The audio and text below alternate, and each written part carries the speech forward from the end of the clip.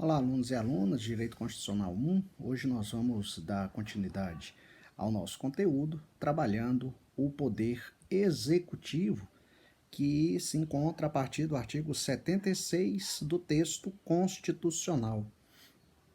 Aqui nós vamos rapidamente falar do executivo estadual, municipal e distrital, porque nós vamos centrar a atenção no executivo da União.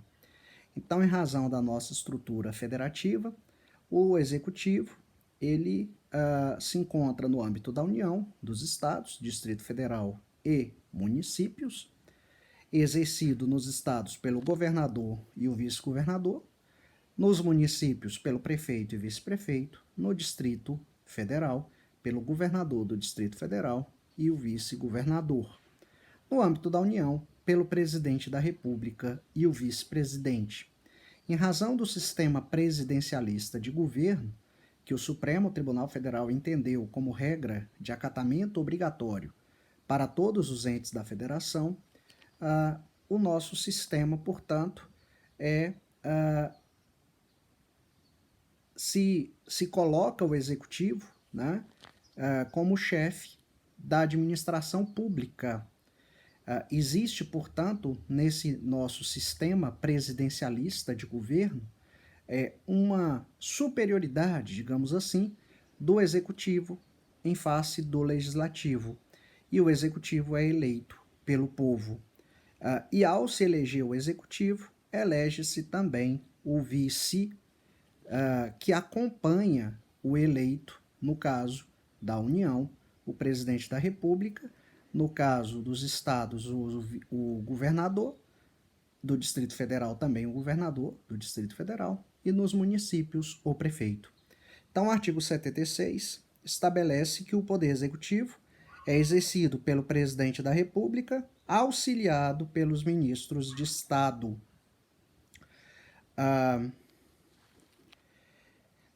Esse Presidente da República, quando ele é eleito, ele vem com ele, né, elege-se, na verdade, uma chapa, né, em que acompanha o presidente, o vice-presidente.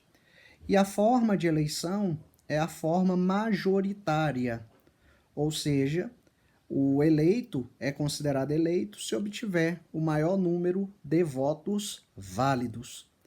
Caso não haja 50% mais um dos votos válidos, faça uma segunda eleição, um segundo turno, no terceiro domingo de outubro do ano anterior ao fim do mandato, como diz a Constituição. Excepcionalmente, esse ano, em razão da pandemia, a eleição para prefeito e vice-prefeito foi deslocada para 15 de novembro. Não há segundo turno nos municípios, a não ser aqueles que possuem mais de 200 mil eleitores. Então, a regra de segundo turno para os municípios é apenas para aqueles municípios que possuem mais de 200 mil eleitores, o que é uma exceção no nosso sistema constitucional.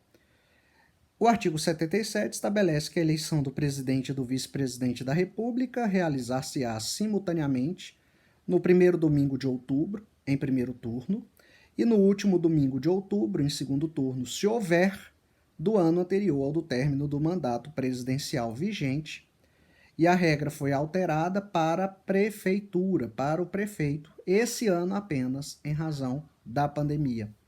A eleição do presidente importará do vice, com ele registrado. Será considerado eleito presidente o candidato que, registrado por partido político, obtiver a maioria absoluta de votos, não computados os em branco e os nulos. Se nenhum candidato alcançar a maioria absoluta na primeira votação, far-se-á nova votação, nova eleição, em até 20 dias após a proclamação do resultado, concorrendo os dois candidatos mais votados e considerando-se eleito aquele que obtiver a maioria dos votos válidos. Se antes de realizado o segundo turno ocorrer morte, desistência ou impedimento legal de candidato, convocar-se-á dentre os remanescentes o de maior votação. Se, na hipótese dos parágrafos anteriores, remanescer em segundo lugar mais de um candidato com a mesma votação, qualificar-se-á o mais idoso. Já o artigo 78 estabelece que o presidente e o vice-presidente da República tomarão posse em sessão do Congresso Nacional, prestando compromisso de manter, defender e cumprir a Constituição, observar as leis, promover o bem geral do povo brasileiro, sustentar a união e a integridade e independência do Brasil. Se decorridos 10 dias da data fixada para a posse, o presidente ou vice-presidente, salvo motivo de força maior, não tiver assumido o cargo, este será declarado vago. O artigo 79 estabelece os casos de substituição do presidente e do vice-presidente da República. Substituirá o presidente no caso de impedimento e suceder-lhe-á no de vago o vice-presidente. O vice-presidente da República, além de outras atribuições que lhe forem conferidas por lei complementar, auxiliará o presidente sempre que por ele convocado para missões especiais. Em caso de impedimento do presidente e do vice, ou vacância dos respectivos cargos, serão sucessivamente chamados ao exercício da presidência o presidente da Câmara, o do Senado e o do Supremo Tribunal Federal. Vagando os cargos de presidente e vice-presidente da República, far-se-á a eleição 90 dias depois de aberta a última vaga. Ocorrendo a vacância nos últimos 2 anos do período presidencial, a eleição para ambos os cargos será feita 30 dias depois da última vaga, pelo Congresso Nacional, na forma da lei. Em qualquer dos casos, os eleitos deverão completar o período de seus antecessores. O mandato do presidente da República é de 4 anos, terá início em 1º de janeiro do ano seguinte à da sua eleição. E o presidente e o vice-presidente da República não poderão, sem licença do Congresso Nacional, ausentar-se do país por período superior a 15 dias, sob pena de perda do cargo.